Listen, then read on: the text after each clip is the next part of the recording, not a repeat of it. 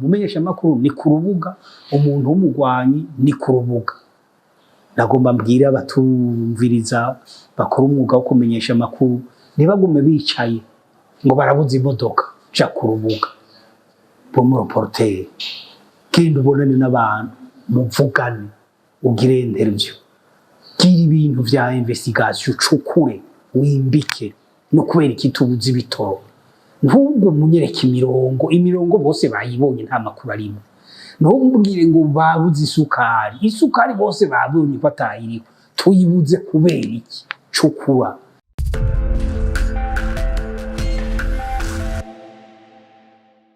Mwiriwe canke mwaramutse bivanye naho umwe wese aherereye. Jewe ni Ineza J. Iyi ni Iris Exclusive. Uno munsi twabazaniye umutumire. N'umutumire adasanzwe, n'umukukuruke. Aragiye kutuyagira vyinshi, aragiye no kutwidondora. Tumuramutse cyane. Ndakora mukije mumenyesha makuru mwene wacu naho nakukurutse. Urumva novuga ngo ndacara mumenyesha makuru mugabo ko nabikoze imyaka mirenga 30. Reka mfate ko nkiriwe. Murameze neza? Ego ndameze neza cyane bose. Karibu cyane muri Iris Exclusive. Mwimva gute? Je niyumva neza cyane ko namwandumiye. Ni gaka bamenyesha makuru batumigwa. Nibo batumira. Nibo batumira hanyuma ugasanga ntibafise akanya ko kuvuga ivyabo nabo. Mwakoze rero kuntumira kugira ngo dusangire iki kiyago kinagisangize cyane barumunanje nabashikanje bagikora umwuga wo kumenyesha makuru. Yego. Murashobora kwidondora abakunzi ba Iris News n'abakunzi ba Iris Exclusive muri rusangi, benshi batahura ninde umenyesha makuru twatumiye. Umumenyesha makuru mwatumiye yitwa Jacques Bukuru. Jacques Bukuru natanguye kumenyesha umwuga wo kumenyesha makuru mu 1995 muri radio na televiziyo nkuru y'igihugu y'u Burundi mu gisata c'iradio cyane mu gifaransa. Navuga amakuru mu gifaransa nkagira ama reportage mu gifaransa.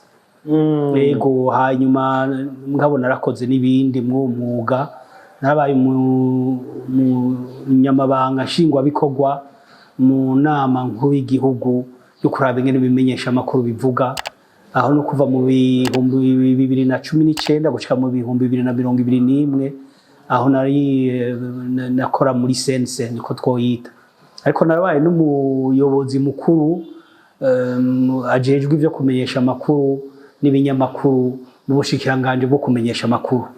Namaho nyene nabibayemo nk'amezi 23 mugabo ndabona ko nkumbuye gusubira kuvuga amakuru. Ndasaba umushikiranganje ico gihe ariho mwomfasha ngasubira kuja kuvuga amakuru mukansubiriza mu buyobozi bukuru acarabimfasha kandi ndamushimiye ubu no mu senatrice yitwa Leocadia yari umushikiranganje ico gihe. Ego narabona ko ngomba gukuruke nkagira nti Jesse no kukuruka mvuye kuri miko. Hanyuma mugabo imbere yuko nza muri RTNB narigishije imyaka 4 mu seminari mu Kanyosha nigisha igifaransa nico nize muri kaminuza, nigisha abana batoya bo mu 9. Ubarakuze mukuye hari wakubwira ati je ndi ambassadeur barege usanga waramwishije mu 9 mugahura n'ubundi uri kuragera n'amaguru ndi colonel Bizimana. Ubu n'abakoloneli abatwara amaseminari nk'utwara seminari Burasira Bukene Emmanuel umudokteur en philosophie nawe nambwira ati wanyigishije mu seminari. Namambwira abigisha nti murahagabira mwigishe mudafise inkoni kuko abana mwatanze kubibona ntimubarusha ubwenge kuko bakura n'ingoga kandi barashaka kwishyuza ibintu wakoze nabi. Mwigishe mu bugwaneza nibwo buhinga bushasha bwo kwigisha mu bugwaneza. Umwana umucira urubanza wocira umwana wiwawe. Ico nagomba ndakishimikire ko kubera ndaryohewe duhuye n'abantu nigishije bari bakiri bato mugabo usanga ubu ari docteur specialiste w'ikintu bagoragotse n'abantu bakomeye cyane. Ko hariho n'abandi twahuriye ngaho ngiye gukora muri CNC baca kubwira yatwara protection sociale yitwara cade birabura terega burya wewe wampaye civisme mu windwi mukorana mu nzimwe biraryoshe cyane. Jacques Bukuru wiyumva gute uno munsi uri mu karuhuko k'izabukuru inyuma y'imyaka itari mike ukorera insamirizi y'igihugu?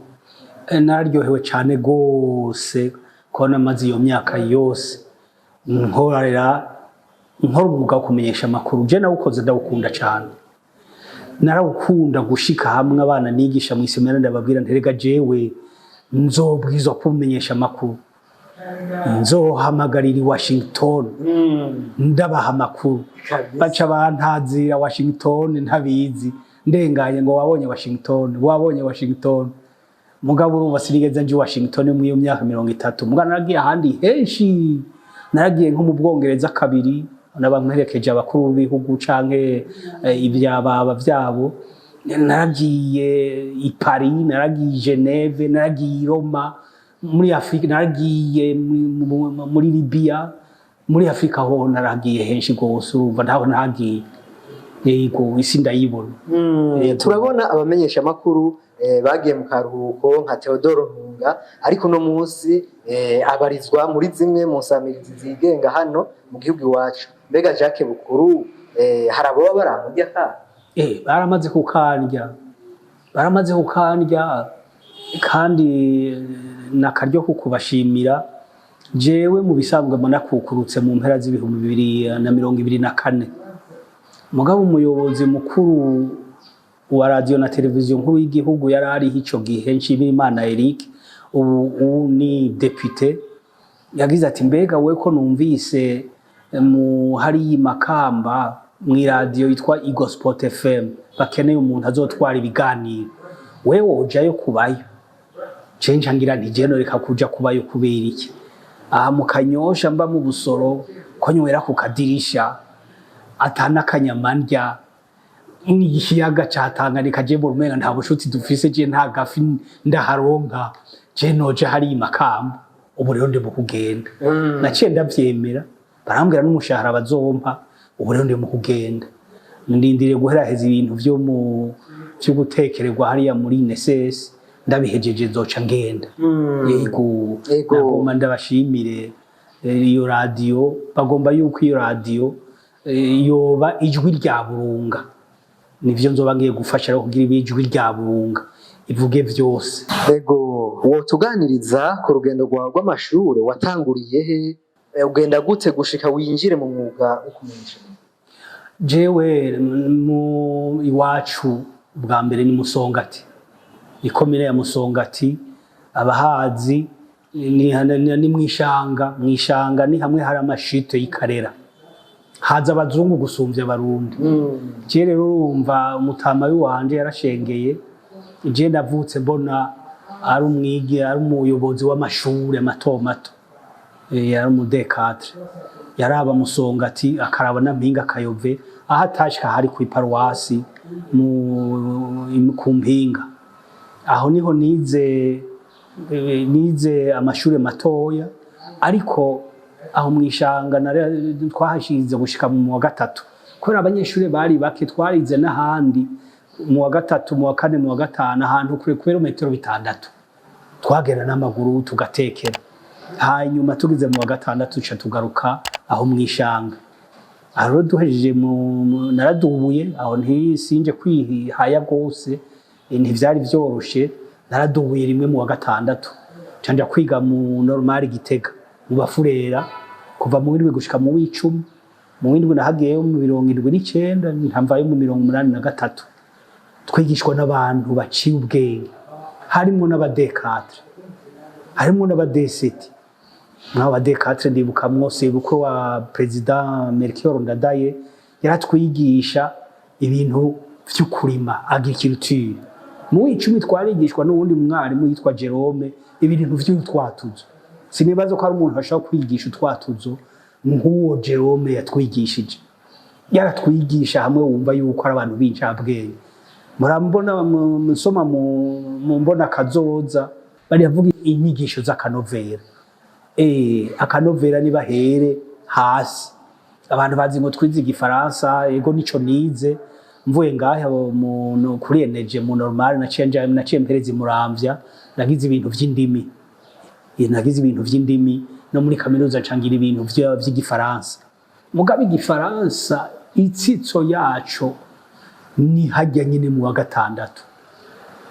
gatandatu vyanse kuvyumva bikanka gushika mu w'icumi kuvyumva uzogenda ugire n'amadoktora uzoguma uvuga uburevu uzoguma uvuga ibintu bagire bati bajyana inzara ati mbega ujya ni docteur mugabo uri mu gatandatu ikaramu barashira mu ntuze mu kanwa bakakubwira ingene uprononsa ingene uvuga ibintu ugasanga uhejeje mu w'icumi uvuga neza atangorane nimufise jewe rero nahereje ngaho muri kaminuza nta ni mashuri nagombye kugira naciye nigisha aho mu seminari mu Kanyosha imyaka 4 nyanizira muri radio na televiziyo y'igihugu aho twatanguranye n'abantu 15 kandi aho ikibazo ndagikoze nabaye wa mbere hari abaciye bagira ngo wari hagahutu kaje kava mu seminari karasara bari bazi ko n'ubupere izuru ridasongwe nk'umunwa w'inkoko ko jewe mu nyuma baratinda baramenya ati ujya muntu siwe n'umututsi urumva bica bigenda uko ndakora nta handi ngeze nja gukora ikibazo kubera nari ndyohewe no kuvuga amakuru gusa kandi biracanryohera nibihe vyigwa canke abarimu bagize uruhara runini mu kuguhindura umumenyesha makuru uriwe uno munsi kugira ngo mbo mumenyesha makuru nyawe kandi hizi ibintu byo kumenyesha makuru baratwigishije cane wigishwa n'abantu mukorana abo twasanze nko mu radio urabona iminsi yose hama hariho inama mu gatondo yo kurondera makuru conference de rédaction abo rero bagusumvye imyaka abo bavyize bariko baraharira bavugana bahanahana ivyiyumviro n'ishure iyo niryo shure rya mbere cy'iminsi yose mu gatondo n'inyuma ya saa sita mugahura kugira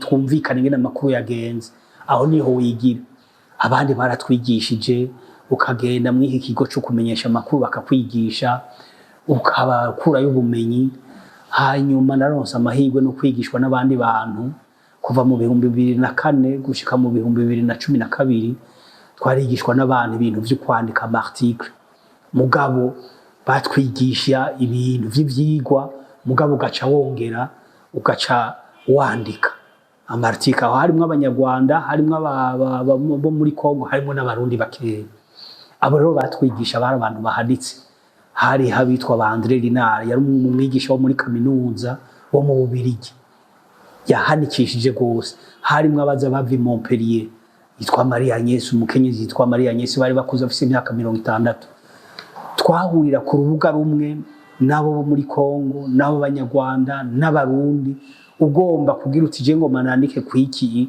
ukagira ukabibabwira bose bakazovuga ujambo rya nyuma ryaba rifise abo batwigisha bava hariya baca bagira bati kora wanditse article imwe baraguha amayero 100 ico gihe mu 2004 vyari 180 je nari maze imyaka 9 muri RTNB nafata 150 gusa urumva yari amafaranga menshi hanyuma tukaja no kwigira hanze ukagenda twarigeze kuja mu Rwanda mu 2010 i Butare turiko turanonosera ikintu berekana ingene ushobora kubaza abantu interview tukagenda Kinshasa naho twaragiyeyo tugiye kunonosera turi kumwe n'abanyarwanda turi kumwe n'abakongomani nabo bantu babigisha baje bava hariya mu Bubirigi baje bava hariya mu Faransa turiko turanonosera ikintu citwa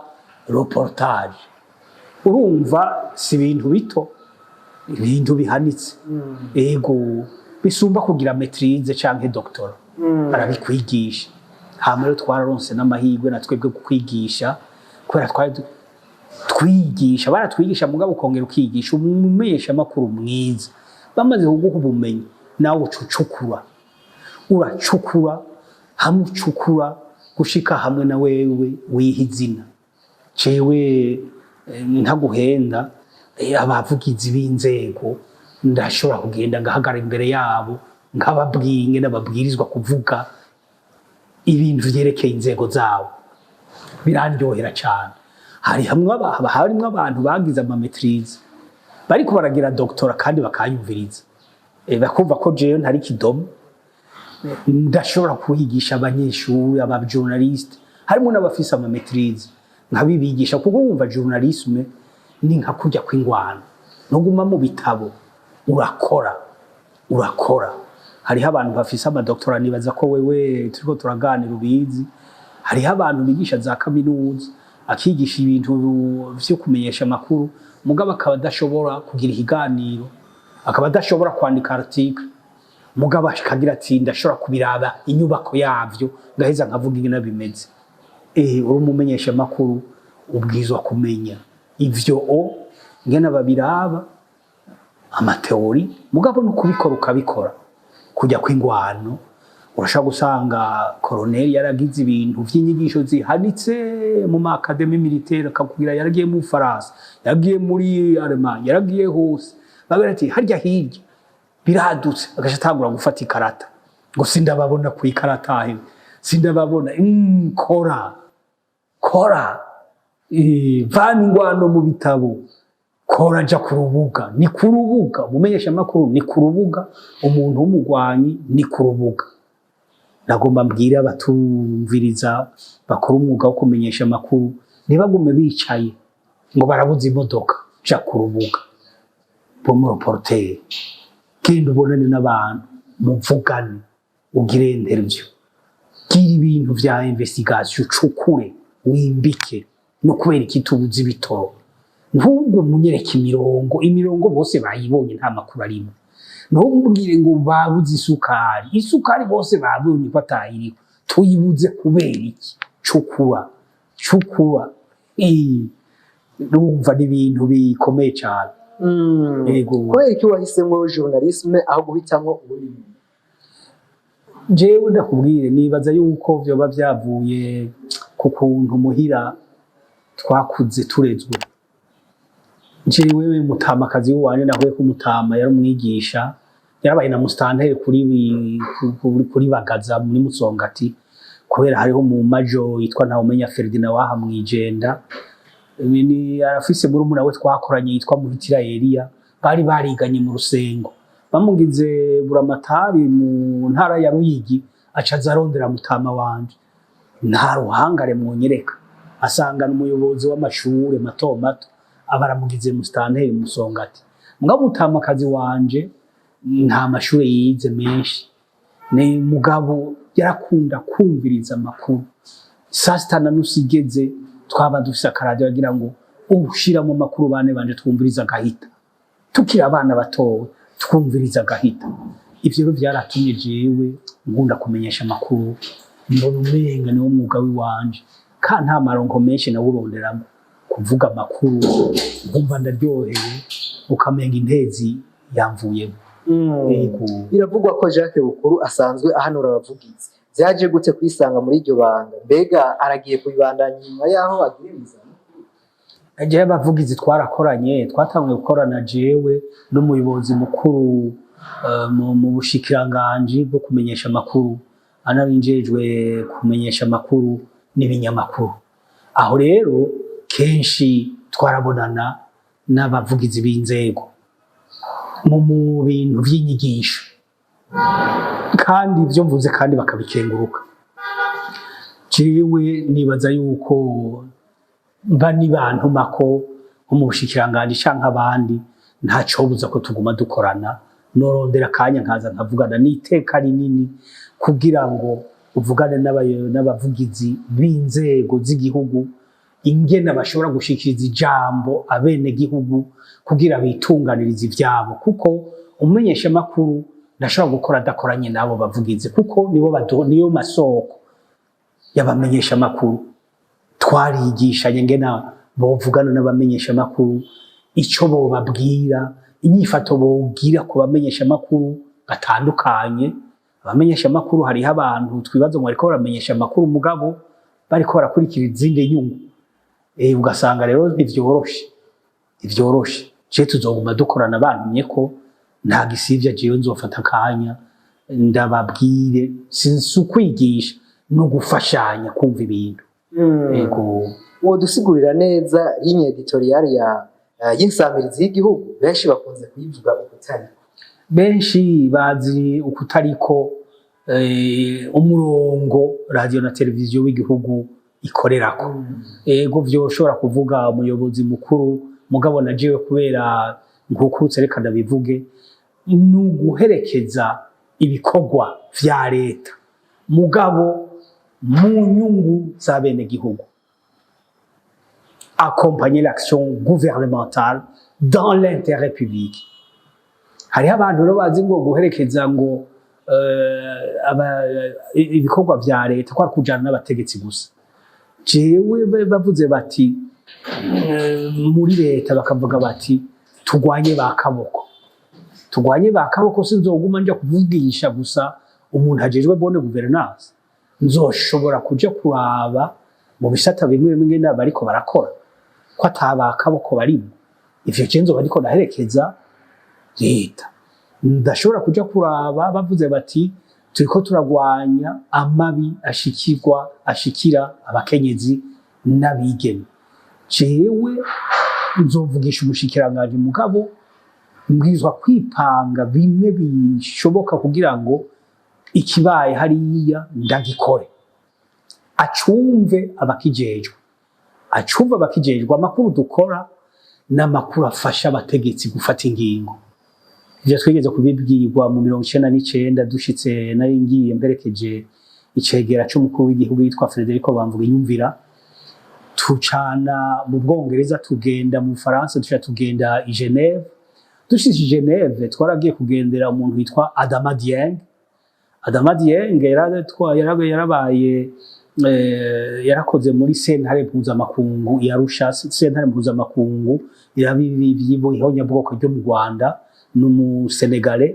Ico gihe atwara ishirahamwe mpuzamakungu ry'abacamanza.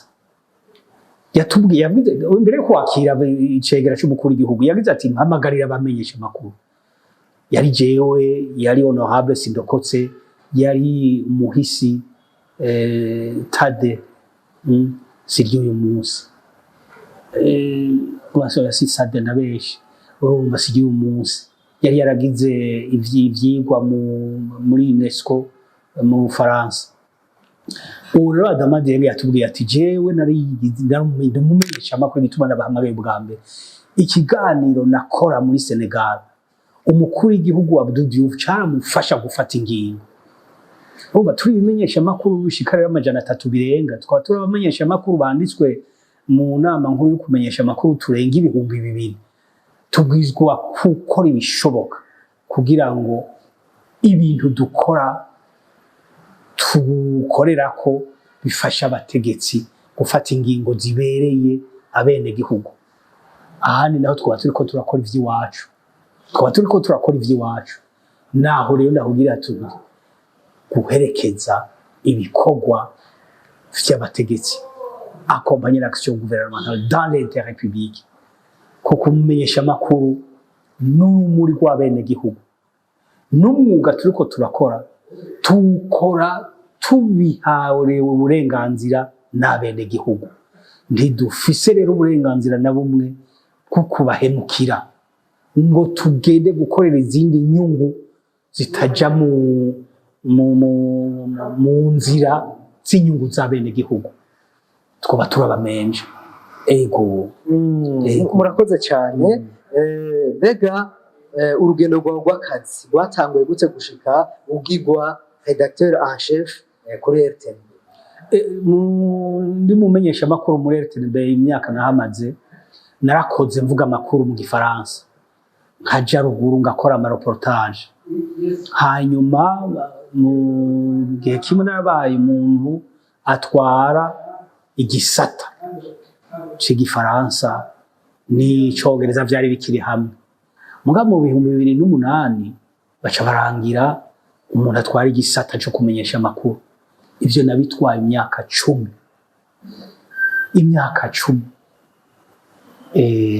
Sinovuga ngo caramvunye umugani wa babandi mugabo naravunitse kuko muri iyo myaka 10 nagomba ndakubwire ko ntigeze ntaha saa sita gufungura, sinigeze ntaha saa sita gufungura, kuko umumenyeshamakuru nyawe ntuzinga ngo ndagiye gufungura ngo mpava ngaruka, oya akazi kokorwa gute?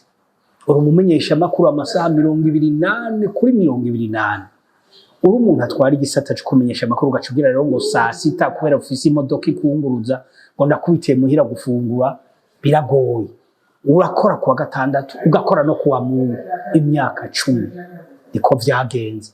Uwansubiriye naramubwiye nti mwana wa mama, ubu ni directeur wa televiziyo, twarakoranye ari secrétaire de rédaction yitwa Jonas Ndikumuremyi, aracari muto. Mugana namubwiye ntereye wewe ko nisabiye ko bansubiriza akaba bari wewe unsubiriye, umenye ko atagutaha gufungura saa sita.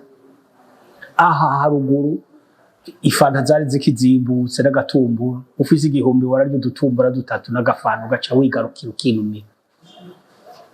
Nta mumenyesha makuru abindyarya ngo ugomba kurya ibintu, ugomba kugira gute, naho wiri gudafunguye ntubwiza guhungabana. Kubera iki? Uri kurakorera bene gihugu, uracunze. Ntushobora rero kudwegura ngo je ndagiye, ugiye mu bindi, ugiye gufungura, ugiye kuryama, ntaco wobumaze, ntaco wobumaze. Ega umupfasoni wanje narimubwiye kuva kera tukibonana, menyera kwisangiza, tumaze kuronka utwana duto usangire n'abana, nawe ubundi jewe ntuzombona no mwijoro ntiyambona, kubera nataha narusha naca nca kwisama ku kadirisha, nataha ntevye, nagira ntimenyera ngwaro kumenyera abana, jewe nduwe igihugu si nduwe wawe. Murakoze cyane. Mbega kuba rédacteur en chef ku nsamirizi y'igihugu mu myaka 10 bivuze iki kuri Jacques? Kuba umuntu atwara igisata cyo kumenyesha amakuru imyaka 10, no kuvuga ko abantu barongoye radio na televiziyo nkuru y'igihugu baba babona baryoherwa n'ingene ukora. No kuvuga naho nyene ko abamenyesha amakuru muba mukorana iminsi yose barashika 40 bakarenga 40. No kuvuga ko muba munzo bumwe, baba bari nyuma yawe mugabo nibo baguha inguvu. Haraho bishika umuyobozi ntimwumvikane kwiki canke kiriya, mugabo igihe ufise zangabo zawe 40 ukagira uti iki twacumvikanyeko ingene tugikora, twacumvikanyeko. Umuyobozi ajugira uti twacumvikanye nuko gikora. Vyarashitse rimwe umwe ndamubwira nti kutavyumva uko, urabona je sindimvukira mu bintu vyo kutwara igisata cyo kumenyesha amakuru, irondera uwundi muntu ansubirira, jewe ngira amahoro mugabo ntitwica umwuga. Yaramara nk'indwi zibiri adasubiye kuza kundondera, tugakora akazi. Hanyuma cyane cyane ubumwe mu bo dukorana, ugiye mu gisata cyo kumenyesha amakuru mu radio y'igihugu, n'abantu baguma bariko baratwenga, naho yo bashonje baguma bariko baratwenga, bagwana munda, abamama bapapa baki bose usanga baryohewe, usanga bagize bati wewe turagukunda umutima waduhaye. Nagomba nakumenyesha yuko babonye ko ngomba kugukuruke, bahagira ati turagowe mu kugwacu azohava aja gusega mu kwezi kwa mbere. Bagize ati wewe turaguhebeye ibintu vyo kuja hanze rimwe, hari muri Guinea Bissau turaguhebeye, nahatari warugezweho turana ko utazokwigera ugegwa ko uzoba wakukurutse, turahaguhebeye nk'amezi 2 ntuzosege. Vyaciye bibuko nyene kubera urukundo twagumanye hagati yacu, babiza ati reka tuguhebere ugende ugaruke, hanyuma ntuzomaramare mu minsi ya mbere. Ico carabaye. Nuba barongoye Uganda baragikorerako umuntu agwaje abuze umuntu, uje ubona bariko baraterera, naka yabuze mama wiwe bakyaye, ufise bitana kabitanga, ufise 10, ufise 20 bagafashanya.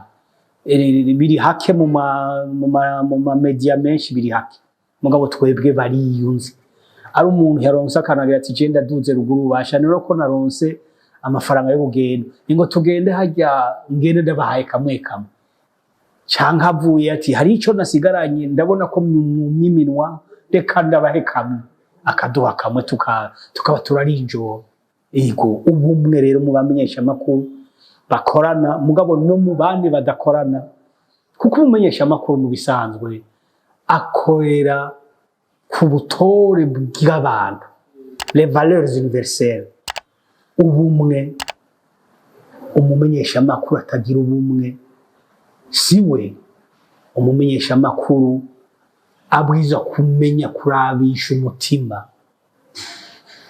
ibi vyavuze kurabisha umutima regarder avec le cœur ivyo vyavuze Antoine de Saint-Exupéry kurabisha umutima kuko urabishije amaso ari ivyo utabona niba abantu basanzwe akuravye nka wewe aho kazuru kawe gasongwe nk'umunwa w'inkoko acabona kuri umututsi kubera iki arabishije amaso mugabo arabishije umutima arabona ati n'umuntu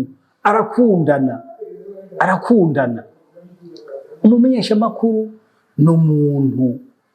n'umuntu arabisha amaso n'umuntu kandi yihangana atagira ingere ku ibindi ivyo vyavuzwe n'umuntu yari irwaniye agateka kabirabure muri etaje yitwa Martin Luther King niyo agira ati mu bisanzwe umwiza ni wirukanwa n'umwiza umuco ni ubishoboye wonyene umuco ni ushobora kwirukana umwiza hanyuma ati urwango ntigwirukana urwango urukundo nirwo rwonyene ushobora kwirukana urwango yabivuga mu gifaransa bakivuga mu gifaransa agira ati l'obscurité ne chasse pas l'obscurité seule la lumière le peut la haine ne chasse pas la haine seul l'amour le peut kubumva igifaransa nivyo yavuze natwe abamenyesha amakuru twigishe bene wacu abarundi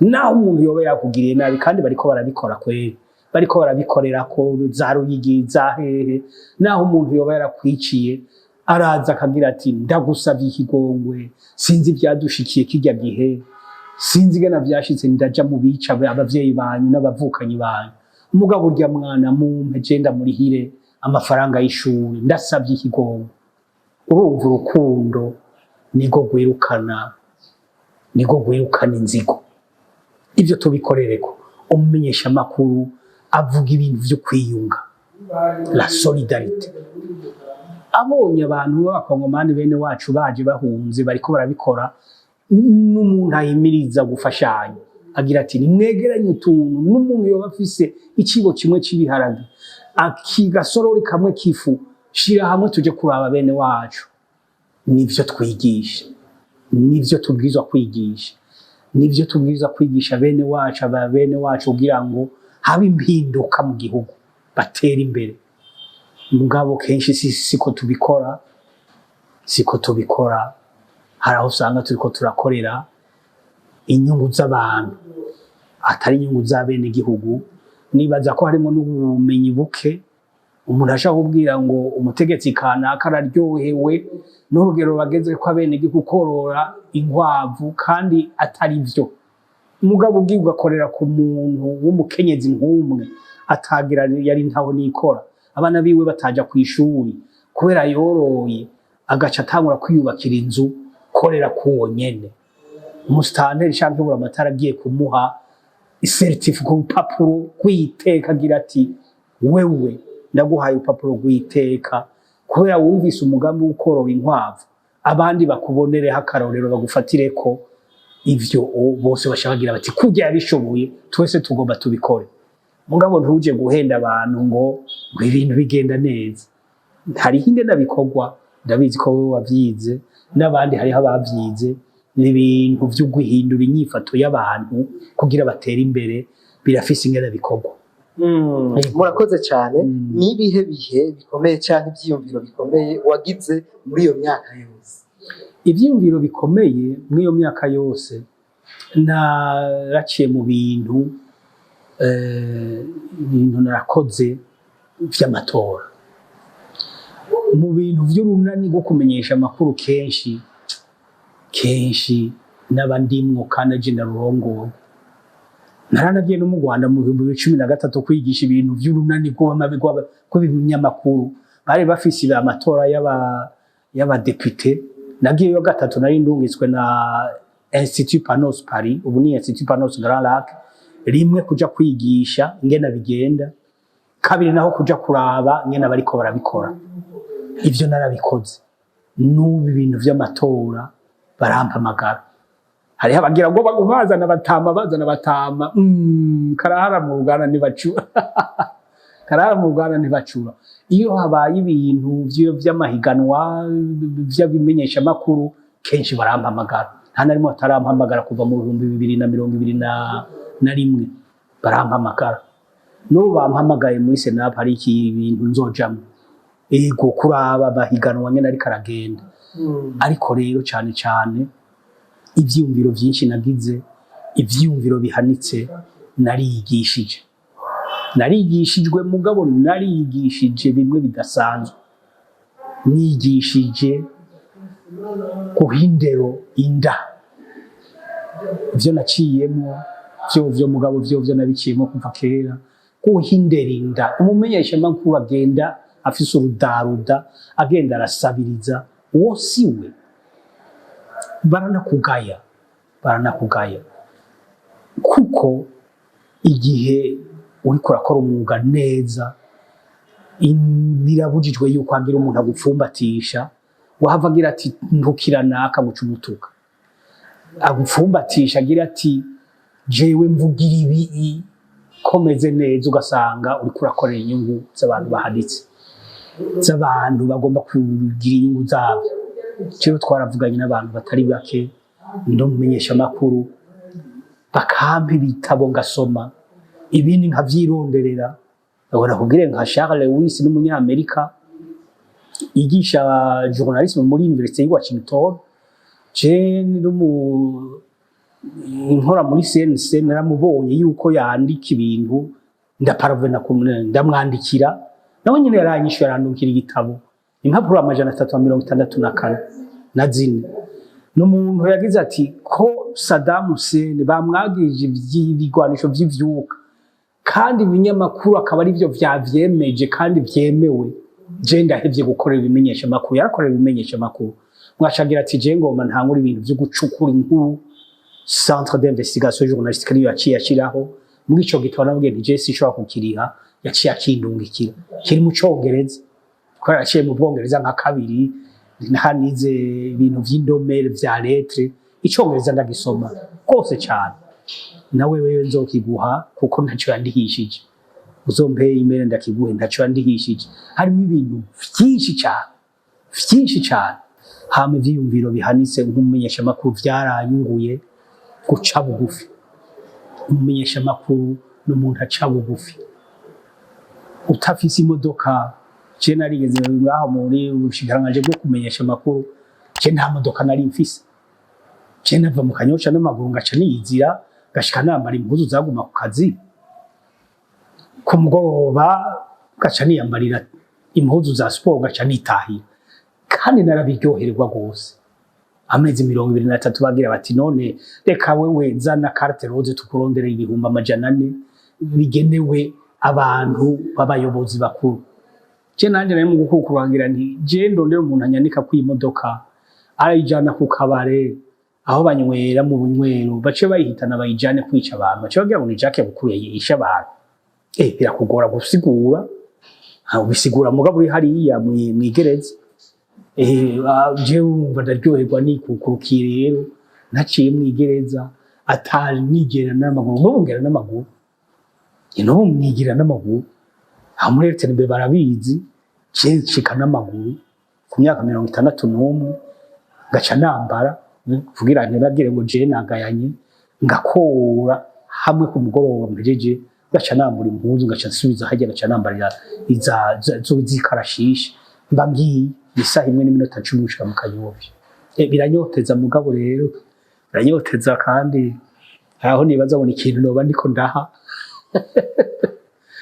atari je noba ndiko ndanywa ari ikindi kintu noba ndiko ndaha ingorane guca bugufi umunyesha makuru ace bugufi ntagire ngo jewe ngo mutampaye imodoka ngo sinza ku kazi cyangwa sinja hari genda ibirometero 2 bitatu n'amaguru ntacuba gushika aho inama irikiraba iheze garuka tanga amakuru hari ingorane nta ngorane canke dukorera no ku mitumba kubera ingorane nkunda kubona kubera narabonye ibintu vy'amaraporo menshi yagiye araba kenshi amakuru ni kuri Bujumbura ni mu mahoteli niho dukoranira twese mwana nta muntu aja kuvugira umwene gihugu hariya ngo ace ku gatumba gumeye kandi abene gihugu ujya baradukunda ubavugira ivyabo baragukunda ubavugira ivyabo baragukunda uciye aho bari bagira ati ndiko ndaca igitoki wowe gitwara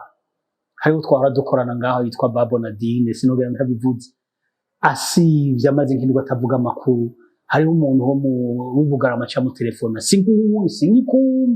sinkikumva baratinze baramenyerana manutse Bujumbura akakurondera ndakunda ingene uvuga amakuru naje narigeze kuja hariya mu Ruyigi nari mfise ikiraka co gukora mwi radio Agaseke no ngiswe na La Benevolencia duhari n'umupatiri arambwira ati none wewe nahora ndakumva mu bihumbi 2000 sinari bwabe patiri mugabo nayimenyereza hariya mu paruwasi imbiga Kayovu bakumpera icunywa naragukunda nagira nje narahevye ibiye niba kumpera umuvinyu yaragukuza umuvinyu ibihumbi 50 ndawusomako kubera ihuye n'abantu bagukunda bakumva gena wowe bawumvise ngene wavuze bakagukunda wahora ngo wewe uri naka yego je ni naka dukorere bene gihugu bisha bikenewe tuje kuryama kudutumba tugumeyo tundere neza ikibabakiye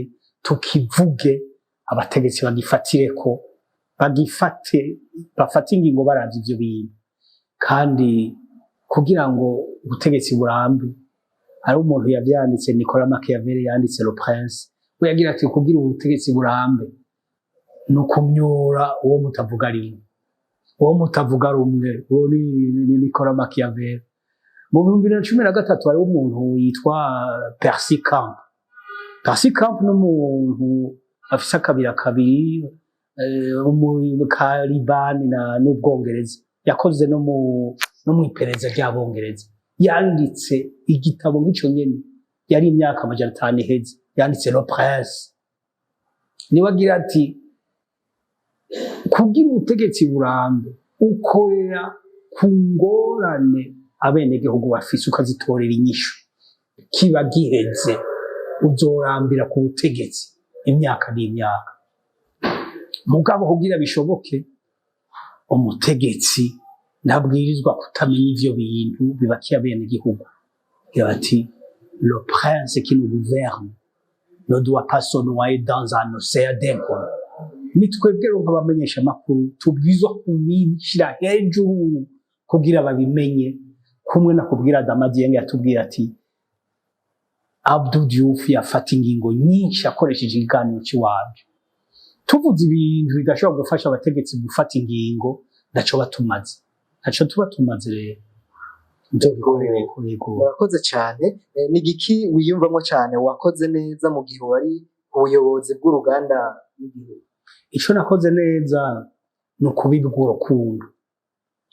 urukundo hanyuma ico noba narakoze neza naco nyene no guhagararira uruganda abamenyesha amakuru twakorana hanyuma tukavuga amakuru neza kandi hari abantu babishoboye gose sinoja ngaho ngo mvuge ngo jewe ngo ndigihangange harya umuntu atwara uruganda n'uwa mbere mu runganwe le premier parmi les égaux uwa mbere mu runganwe ntuje hejuru ngo ugare gose ngo nije ntwara uruganda ngo mwambonye n'ibiki hariho abavyihenda ko bajya bose muri kumwe harimo benshi botwara uruganda mugabo wewe wagiriwe amahirwe yo kuba uwa mbere mu ruganwa ivyo rero narigije abantu guca bugufi uhagararira inyungu z'abantu dukorana.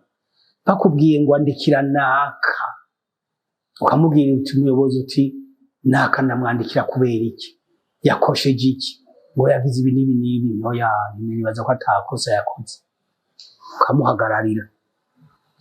Vyageze gushika rimwe jena mu myaka 10 namaze, umuntu noba narahanishije n'umwe gusa, yari yasivye amakuru kuwa Mungu aba saa moya, sitawura kubwira abantu ngo rega jewe ngo ntabatwumviriza muraja murasiba. Aho narigize nti ahumva vyabuze, aho naramuhanishije mugabo umwe gusa. Ikete noba narandikiye abantu nta numwe, muga narasemerera nkihasanye n'abamahasi turakunda gusemerera. Umva wageze kosa duhuye nakubwira nti sha urimbwashe bigaherera ngaho bare bazi yuko nyine nkangana ntaryana. Mugabo nanditse ikete rimwe, uwundi bantumye ati ryandike, nararyanditse kubera bampase, nca nandika n'inyishu, nca namubwira nti sinya. Bishitse ku muyobozi mugeze ati iyi nyandiko ni imwe, ntubona ko ari Jacques Bukuru yaryanditse, akongera n'inyishu akaba ari wayishyuye, vyaciye biherera ngaho naco yabaye. Urumva rero abantu bakundana barahanurana bakengengana, ugomba kugira uti vyuka mwana wa mama, hari yanze uri kurafata siyo. Uno munsi wavuze amakuru uri uborewe, ntuzusubire kuja ku makuru uborewe. Nivyaba vyashitse ukaba wanyoye nyinshi, bwira uwundi turi benshi aza kuvugire nawe uryame, uraja kumukorera uwundi munsi. Nuko vyagenze, ubumwe mu bakorana kandi kwimbana, kandi twari kwimbana. Rega harya umuntu atwara urugano kumenyesha amakuru nta n'ibintu byinshi abafise bamuhango nibi oyandi bikunda nta muntu anavyifuza kubiba kubera biraruhisha gose.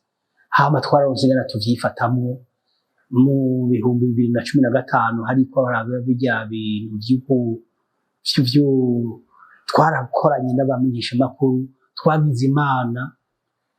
Ego twari dufise imodoka y'Inkotano, ijipe ikoteshejwe. Abamenyesha amakuru barigeze kugenda bo mw'iradio, bashitse mw'ijenda naho narazi ko hari imigumuko, barababaza ati mwe murabaye, twe turabo muri BBC. Bashagira ngo mwe ni sawa. Bwabara muri televiziyo baje bashitse gaho mu kamesa harimo n'umwigeme, barakubiswe barashaye, barakubiswe igiti barashati, mwebwe muri miyimbiri muri kubitwa giki. Kagira Imana ntibabishe. Urumva iyo habaye ibintu rero abamenyesha amakuru kenshi badufata nk'uko umenga twe twegamiye gutetsa abo muri RTNB. Ubanza baducira nubwo bacira abategetsi,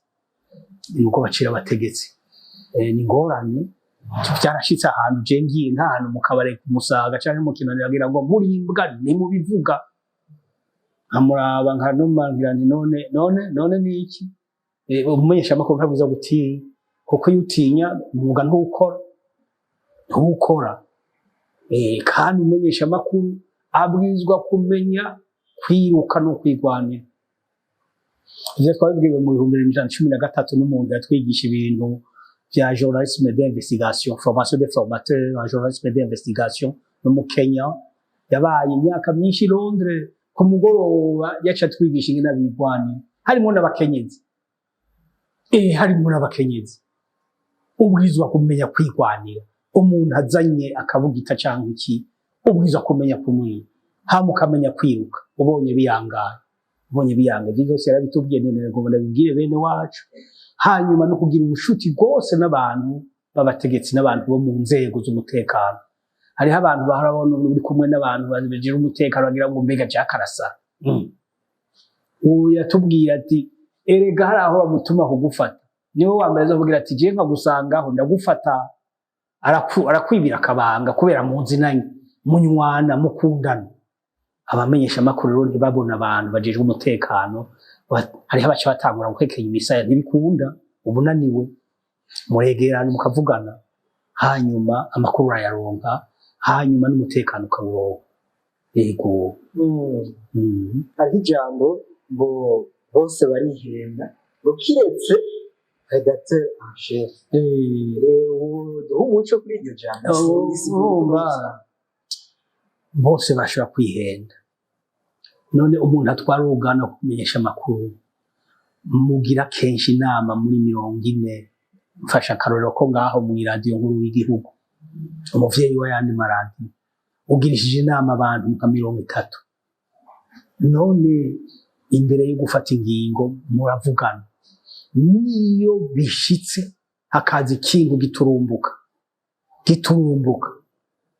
ntushobora gufata ingingo twara uruganda kumenyesha amakuru ubu ufise abantu uzi ko bafise ubumenyi bwinshi ukababaza tubikore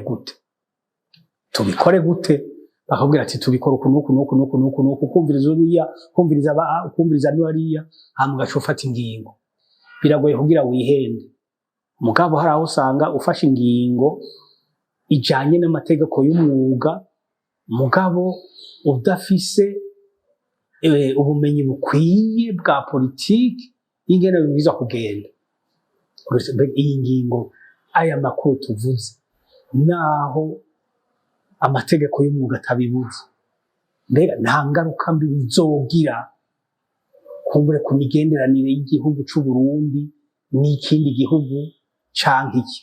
Twe tubishika ngaho baratubwira nko 1995-1996 twari dufise amadepeshe yo muri AFP bikaza ari vyinshi, ukaza ugafata nka depeshe ya Korea du Sud ugomba uje kuvuga ugasanga ni depeshe ivuga nabi ico gihugu kandi gifise imigenderanire idasanzwe n'igihugu c'u Burundi.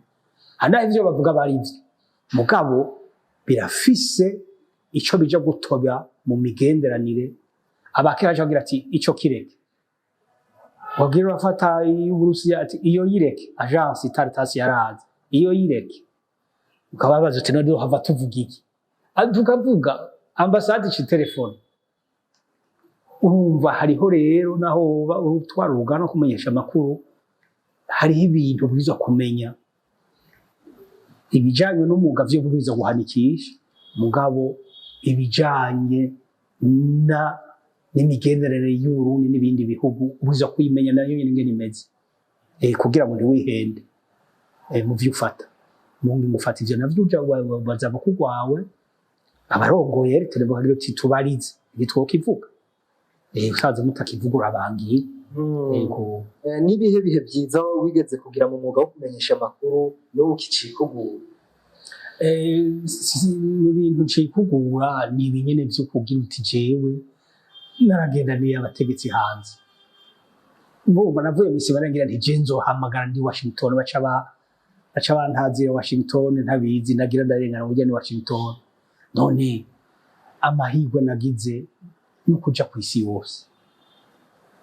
Urumva abategetsi bose bakuru b'ibihugu n'ivyababa vyabo kuva abariho kuva mu 1995 je narabaherekeje n'ukuri kandi kugira ngo ni ibintu vyo kugira ngo jewe ngo barapendere gwaruba vyaba bimanitse bagira ati hagezweko Jacques Bukuru. None hazogenda president ntibantunganya yarusha ugaca ugenda yarusha uko kwa rugendo rwa mbere asubira 1999 ati none hagezweko Jacques Bukuru. None ninda hazogenda vice president bamvuga yumvira azoja mu Bwongereza azoja mu Faransa aji Geneve iminsi 12. None je ndagenda haragoma gacemo gatoya n'urugendo rwabaye neza mugabo rutanryoheye kubera ico gihe twabana ni hasaryi wanje yitwa Butoya Adolphe yakora mu gisagara ca Bujumbura muri meri yarabivye amakori niwe yarabijejwe. Arambwira wewe ninda nindesho none aho uzohavugenda irundi uji Geneve ni nukuri ko barabutonde je nagiye ahubwo riri ihiraba n'ibipapuro vy'urugendo namaze kuronka. Upfa umusonga ati ndeko ndagira ngo mugabo ndakubwira ngo naho upfa yugacupfa ubwo bari utungana. Ngarutse nta kwezi kwaheze yaciye yicwa na malaria. Butoya Adolphe yagwaye malaria kamuvuza ahantu tugura kinini twari tuzi ko ariyo twasanze ari ibintu atari vyo bagashira mu ntuze bakagira ngo ikinini aciye ahwera.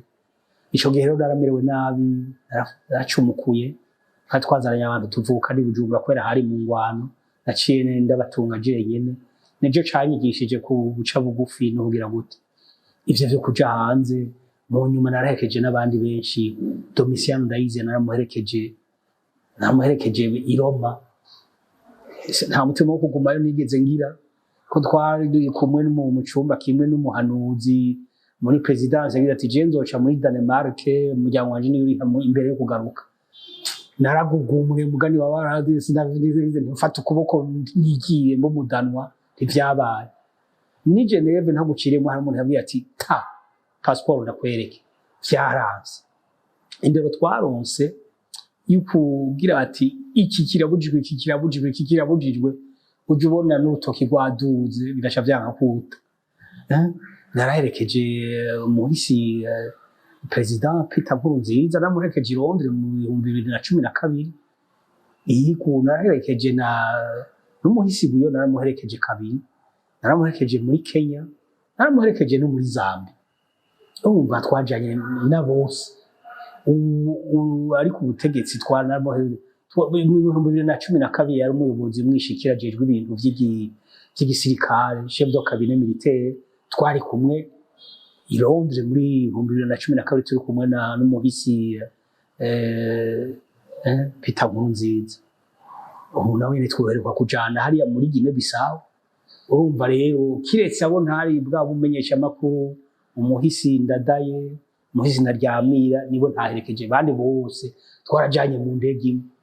Hariho umuntu twabana mu komiseri mu Kinanira, abana biwe bavyibushe gose bakaja baracokoza ubwiwanje kubera ntaronka amata ntaronka ifi, ngo twe turi bunene, ngo twe papa yama mu ndege, bugashavura. Mu nyuma ndabwira nti baje kumbaza ngo papa turaremvye, tugira ngo arakomeye ati none urakomeye? Je ndakomeye. Kena muze wagiye mu ndege abajanye n'umukuru w'igihugu, je ndakomeye kubera ngiye mu ndege tujanye n'umukuru w'igihugu. Caciye gihera urumva ntibasuye ko bavugisha, baciye bona ko bafise papa akomeye. Komiseri yagenda agiye muri maintien de la paza n'amadolari menshi.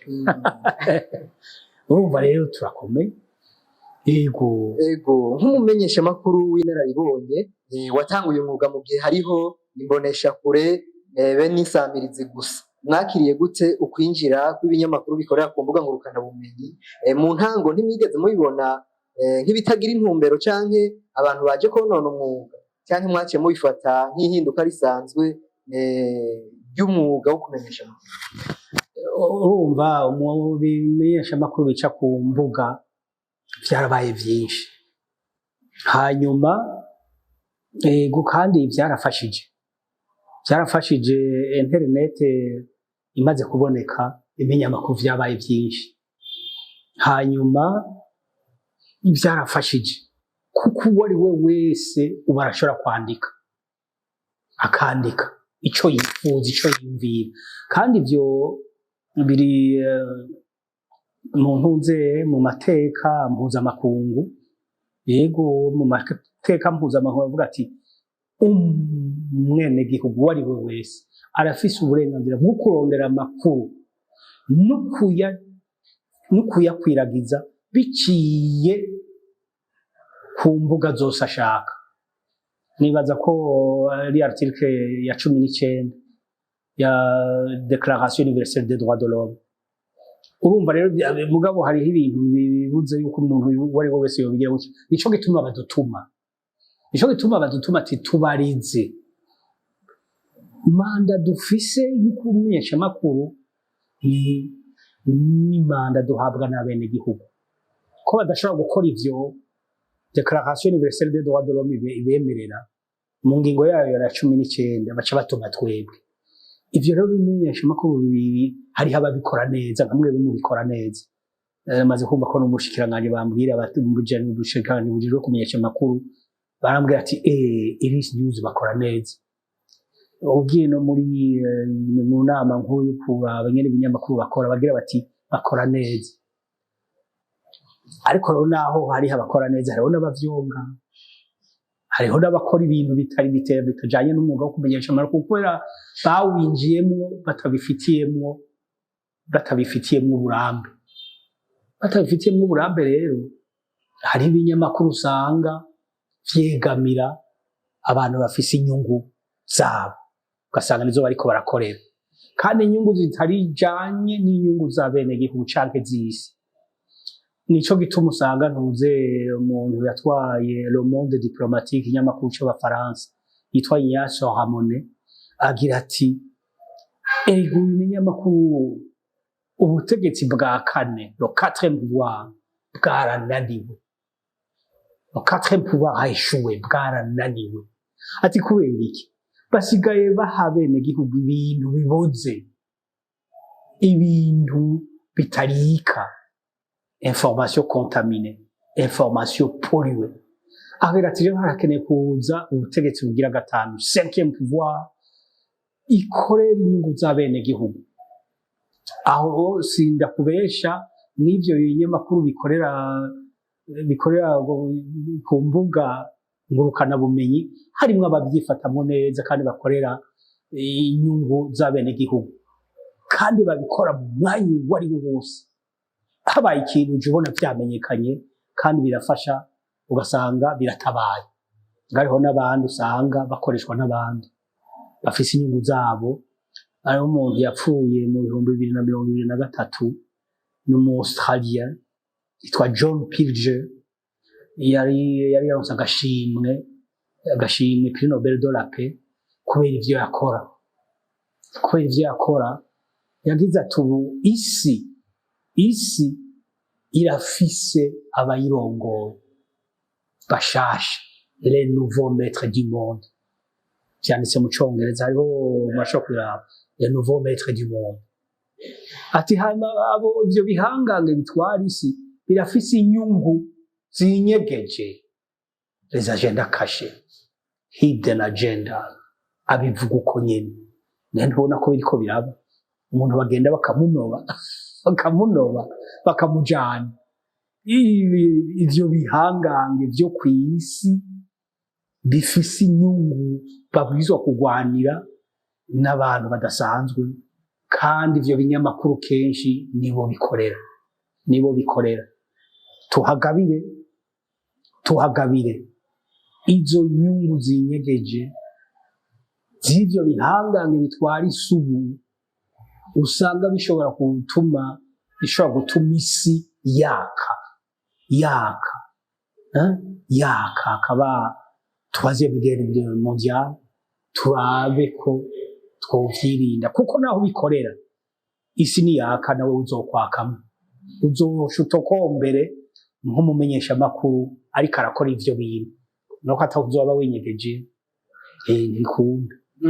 Mwoshobora kutubwira ryari mwamenye ikinyamakuru Iris News kandi mwabonye gute ikibanza cayo muri uwo mugwi w'ibinyamakuru bikorera ku mbuga ngurukana bumenyi ni giki ku bwanyu bitandukanye Iris News n'izindi media arinye ziriho uyu munsi? Iris News narayimenye ndayibwiwe n'abagenzi bakora muri mu bushikiranganji bwo kumenyesha amakuru ntangura kuja ndayiraba ndayikurikira hanyuma hari ibinyamakuru byinshi bikora ku mbuga ngurukana bumenyi usanga bifise umumenyesha amakuru akaba umuyobozi akongera akaba ari nawe nyine atorokanya amakuru ugasanga yagiye kuraba ivyanditswe henshi agaca bitaro yavyandika ukundi agaca agira ngo nivyiwe akavyiyitirira ivyo urazi ko bihanwa ni plage mugabo muri Iris News urabona ko mufise naho mukorera murafise aho mukorera ukaza ukabona ko mufise abamenyesha amakuru mufise abafundi Iris News rero urumva irafise abakozi hanyuma irafise aho ikorera hanyuma irafise abakozi kandi bavyize ico ni gikuru naho bari bangahe ico kiba gikwiye ubereka abandi ntumbero hama mugaheza mugakora neza. Hari abavuga ko journalisme atamahera irimo nk'umuntu yayimazemo imyaka myinshi ubivuga kwi? Nta faranga ririmo kwe ndabivuge ndabisubiye nico gituma nakubwiye nti ikintu ca mbere nakoze ni uguha indero inda kenshi mw'iyo myaka 30 maze ngaho ni kenshi niriwe ntafunguye kandi aca ntarabimbwira ni kenshi usanga wambaye ibibayabaye haraho mpora ndaba abantu bambaye ibirato vy'ibihumbi amajana atatu mbe ugomba gushika kuki kumenyesha amakuru aho wambaye ikositimu z'ibihumbi amajana 5 ugomba intumbero yawe ni ugomba kurondera abahabara canke ni hari umutegetsi hava kwakira hari abantu bava wakira agaca batwera guca bugufi sinavuze yuko ari kwambara ibintu bitabaguritse hari impuzu zizimbutse mugabo nziza ushobora kumesa ukambara kandi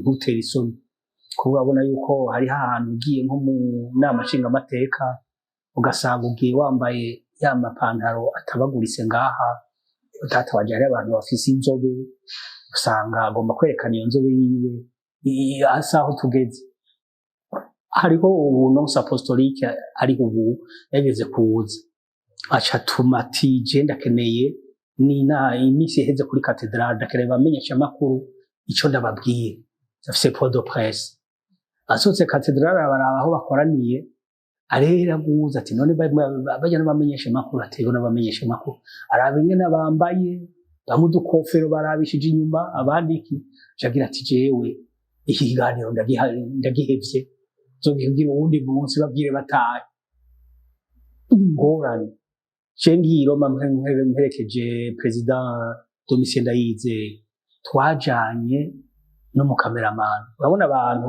bafata amasanamu kenshi baba biyambariye amajire cengi mw'iradio ntibemeye yuko noja twaje kuraba nzero mukuru w'igihugu ca Etat du Vatican bagira ati tugenda hagendayo ufata amasanamu gusa aca aragenda yambaye jire bagize ati ntiwinjira ugiye kuraba umukuru w'igihugu ca Etat du Vatican agira ati none jewe nazanyiye ati none wowe wazanyiye ahandi binjira bambaye uko hariho amakote baba bategereje batiza abantu ukinjira ugafata uhejeje bagaca usubiza bakaja kuyihanagura niko vyagenze hariho rero abanyacubahiro abanyakubahwa mudashobora kuja kuvugana ngo mugomba mugirane interview wambaye kugomba ubwirizwa kugira uti jewe hari umuntu yatwigishije imuramvye yari umuzayiwa ico gihe bari batabazayiwa twamubwira tuti l'habit ne fait pas le moine monsieur chatubwira yatwigishije igifaransa l'habit fait l'homme hari ingene wambaye birerekana ngene umeze ni kwambara neza ibintu bitazimvye biriho aho uciye bakabona ko wisoneye jewe wumva amahirwe nagize nayo hanyuma amahirwe nagize no kuvugana n'abantu batandukanye abategetsi n'abana n'abenegihugu basanzwe twaravuganye kumenya Uburundi bwose nta na hamwe ntashitse kumenya Uburundi bwose nta na hamwe ntashitse imitumba yose mugaba mama intara nyinshi narazigiyemo hanyuma vyarashitse bahabwira bati bijya mwavuze sivyo hari umukuru w'igihugu yabitubwiye yarashengeye tuvuye mu ikambi y'abarogurupe za Muyinga twabuza kuja Ingozi mu nama cagira ati nahamagara bamenyesha amakuru twari babiri wo Kirundi n'igifaransa kare twagenda turi babiri arabwira ati haba mu Kirundi haba mu gifaransa ivyo nashikirije mwabihinduye urabona umukuru w'igihugu ariko arakuraba gutya wenyene jewe ninda umukuru w'iwanyu umushefu wanyu ninde hariho na Prosper Nzeyimana n'umukuru wo muri televiziyo aca yirabira hirya yirabiye hirya nyagira n'ijeno yakumye n'icubahiro kugira ngo tuje gusubira gushobora kudeforma message mwatanze nimwaheza muratubwira ivyo mwashikirije kugira bari ivyo turungika cagira ngo ndavyemeye inama iheze caragenda Ingozi kuri ku ndege yamuzanye helicopter aratubwira araheza turungika ivyo nyene turababwira tuti yebaga mugahinduramwo na kimwe urumva yaduhamwe aratubwira ubuhoho tuca duca mu mpimba baca bigenda uko nyene uko abona umukuru w'igihugu baratwumviriza abategetsi baratwumviriza iyo ugize ikosa canke agasanga ivyo yavuze naho yabivuze uko bifashe iyindi ntumbero ntibibaryohera ubwirizwa kwisuganya mbega ivyo niko ndavuga navyumvise neza mbega birya ariko aravuga birakenewe ko ndabibwira abantu kuko hari aho usanga ubivuze naho yoba yabivuze bice bizana iyindi ntumbero bikwega izindi ntambara uraraba rero ukevariwa ukaraba ugashira ku munzani ukagira uti mbega kurya naho ari ukuri ninakutanga ntikurandagata reka mbanze ndindire ego ni igiki wobwira urwaruka rwinjira muri uyu mwuga rufise ubwoba bw'ejo habo abantu binjira muri uwo mwuga wo kumenyesha amakuru ndabasaba ko bovyinjiramwo babikunda ntibavyinjiremwo ari ukurondera ubuzima kuko ukinjira ugomba kubaka amagorofa n'ivyo nabwiye basize aha muri radio na televiziyo nkuru y'igihugu ukagomba wibaza ngo uzohava wubaka gorofa canke uzohava ugendera mu muduga ngo umenyeshe amakuru ibambewe ntibizokunda mugabo ni winjira ugira uti jewe ngomba guterera mu bintu vy'impinduka vyoba mu mibereho y'abenegihugu aho uvyinjiremo injira uterere hanyuma uwigishe ufashe kugira ngo mu gihugu habe ibintu vy'iterambere habe iterambere riciye mu mutekano no guhinduka kw'abarundi kuko udahindutse ntizuzotera imbere urumva iyo n'intererano atari nke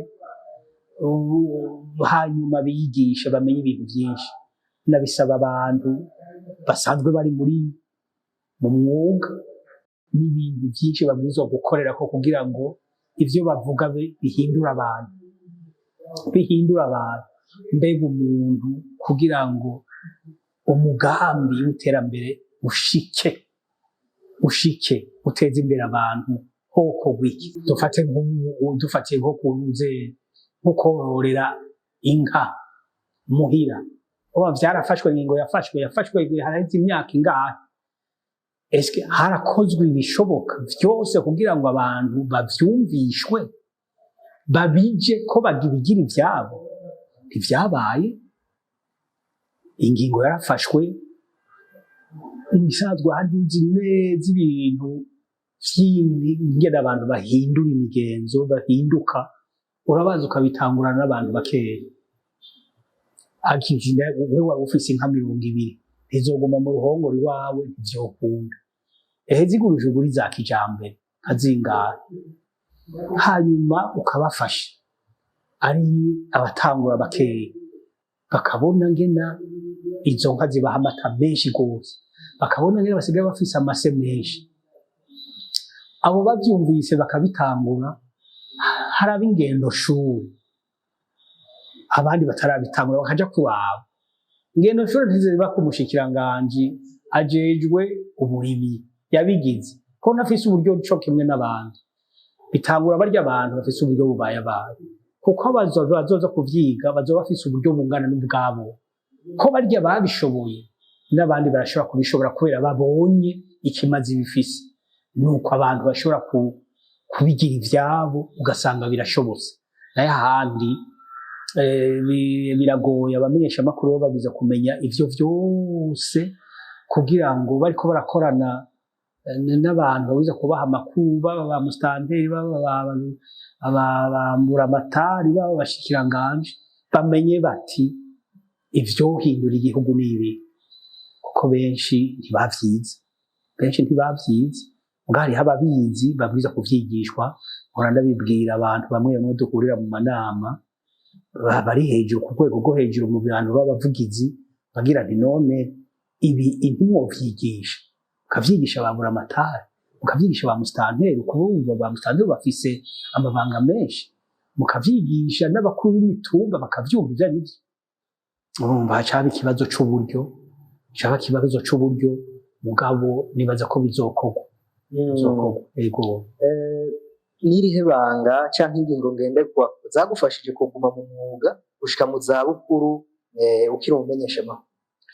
Ivyamfashije cane no kugumana indero nahawe ku ziko.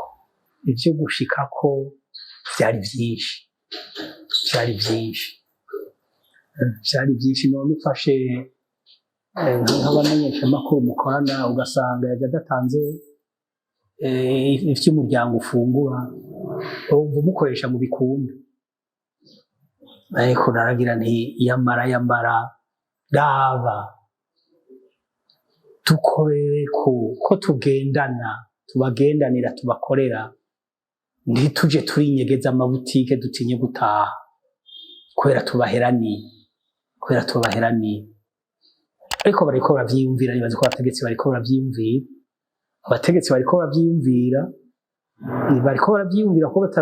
baravyiyumvira ko boraba ko umumenyeshamakuru abo uwo muri leta, eka mbere naho yoba ari mu binyamakuru vyigenga bafasha igihugu. Nibaza ko bamwe bizohava bica mu mishahara, mugabo abandi bace muri ca kigega gishigikira ibinyamakuru.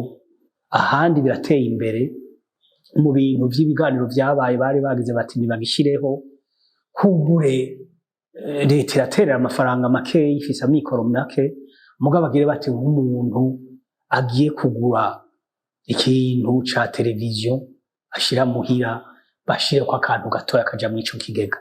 Umuntu agiye kugura iradiyo, bashireko akantu gatoya kaja mw'ico kigega. Umuntu aguze ikintu cose kiza kiraba ico kumenyesha amakuru, barabe ngena bokurako gatoya gisahiriza ico kigega, kugira ngo abatwara ibinyamakuru bapfume basaba ideni ho hagira ati je ndaherewe mwakija kigega ndagiye gusaba ideni, abamenyesha amakuru sindeke kubahemba, canke nabuze ingena ndiha amafaranga yaho dukorera, bamugurane azorihe mu nyuma buhoro buhoro. Nibaza ko vyogenda gutyo.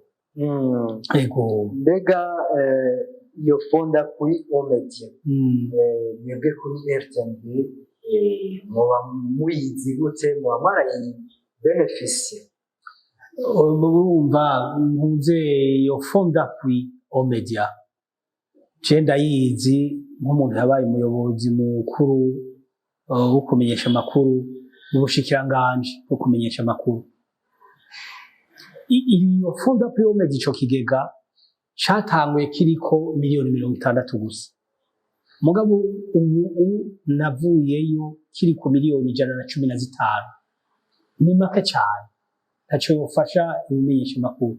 Ayo haraho ubushikiranganji buhora bufasha bukagura amamashini, bukagura akacanke kariya gashobora gusahiriza ibimenyesha amakuru, mugabo ntavyo bashoboye gose. Ayo mafaranga ni make cane, uravye ibimenyesha amakuru birenga 300, hanyuma ukabona abamenyesha amakuru barenga 2000 banditswe. Ikigega kirakwiye kwisununura gose cane, hamwe bakoresha ubwo buryo bwo ku muntu aguze ikintu bashiramwo, hanyuma hariho n'abagira neza bohava basahiriza bakagira bati dashizemwo ubu buryo bwo kusahiriza ibimenyesha amakuru n'abamenyesha amakuru, bo boshira mu buryo ndabizi. Uno musi hariho urwaruka rugufata nk'icitegererezo, mu kurangiza n'akahe kajambo worubwira urwaruka rw'abamenyesha amakuru canke basanzwe? Bose hariho gufata nk'icitegererezo kuko uravuga urasamirana. Yego. Hariho abavuga ngo mugomba kumva igifaransa, ugomba kumenya igifaransa.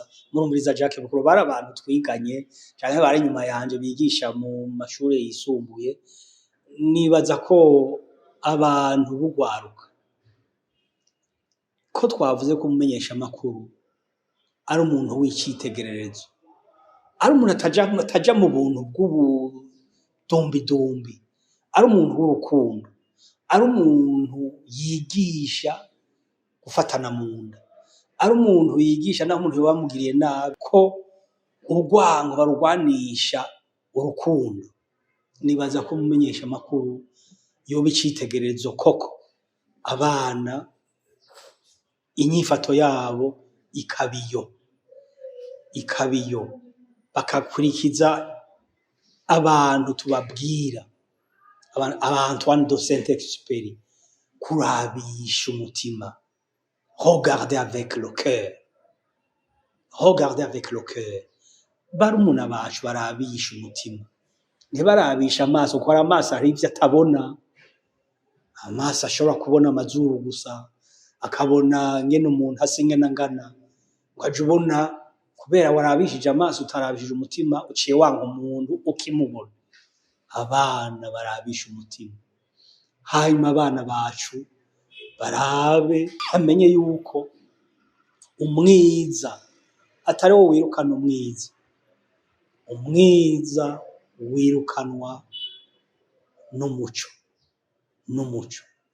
Ivyo vyavuze Martin Luther King, niwe yabivuze, bavyigireko.